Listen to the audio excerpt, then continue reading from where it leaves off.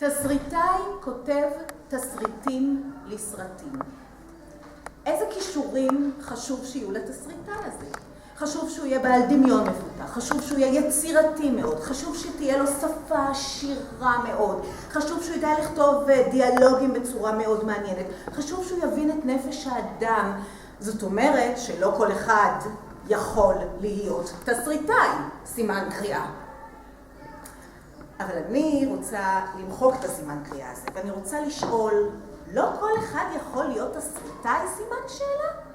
והתשובה שלי היא, כל אחד הוא תסריטאי. כל אחד שמי יעל עמית, אני שחקנית וגרה בצפון תל אביב. מה אתם יודעים עליי? סנובית. סנובית, יפה, התחלה טובה. סנובית. שמאלנית שמעתי? כן. שמאלנית. מה עוד? אני מבולבלת. רגע, אני סנובית, שמאלנית, בוהמית, מתעוררת ב-12, מבלה בבית קפה, קונה בכיכר המדינה, צהריים במסעדה, ספורט, מכוניות רבות, מוניות, שנץ, או רצינית, מעניינת, מלומדת, רב-תחומית, רפאל ומיכאל, לצאת ולחפש את האושר הגדול שהם בסביבתם הקרובה, אם מישהו יודע איך הוא נמצא, מיכאל, רפאל, דניאל וגבריאל. במערכת האמונות שלנו יושב התסריט. שם יושבים התסריטים שלנו. כשיש תסריט טוב, עושים ממנו סרט. והסרט יושב על איזה מערכת? מערכת הדמיון. מערכת הדמיון, שם הסרט. ומערכת הדמיון שלי מתחילה ליצור מהאינפורמציה הזאת סרט. אבל אני עומדת בתור לקופה. והקופאית יש לה מבטא מסוים, יש לה מחשוף מסוים, ויש לה פרנץ' מניקור מסוים, ואני כבר יודעת עליה נורא הרבה דברים. ואני אפילו לא מודעת לעצמי שאני כבר יוצרת עליה איזשהו תסריט.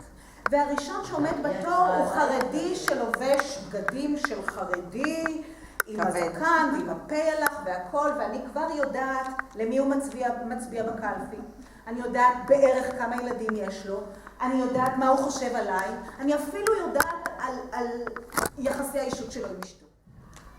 אני באמת יודעת הכל על כולם. אז בקיצור בוא נלך תסריט. נכון.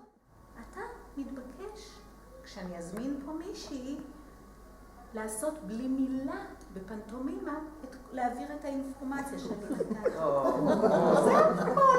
אבל אנחנו, כולנו, ביום-יום שלנו, עוסקים בטרנספרנס וקאונטר טרנספרנס. כי כשאנשים עומדים מולנו, הם הרבה פעמים מזכירים לנו, אפילו אם אנחנו אומרים, אוי, הוא מזכיר לי את משהו בקול, בנימת הקול, או בצורת האינטונציה אפילו, מזכיר לנו איזה ילד מעצבן שהיה בילדות שלנו, תמיד מציק לנו ותמיד מבייש אותנו, ואנחנו לא מודעים לזה שהקול הזה הוא בדיוק עושה לנו את התזכורת של הקול ההוא, אבל אנחנו כבר מגיבים בהתאם. וכשאנחנו מגיבים בהתאם, ההוא מגיב גם לנו בהתאם למה שאנחנו שמנו עליו. להקשיב, לשאול את עצמנו מה מניע אותי, למה אני מגיבה בצורה מסוימת, מה זה מעורר לי. ודבר שני, להקשיב לאנשים שמולנו באמת, לא רק כדמות רדודה או שטוחה, אלא באמת לעומק, לצאת מנקודת הנחה שאנשים הם לא רק הצבע שלהם, המבטא שלהם, הצורה שלהם, הגודל גוף שלהם, הם הרבה מעבר לזה וככה וככה. אז אם תצאו מפה ובאחוז אחד קטן, יהיו מערכות יחסים קצת יותר תקינות ושמחה גדולה, ונצדיק את מי שנכנס באדר, ואכן נשמח גם מעבר לאדר בכל החודשים, אז יצאתי נזכרת.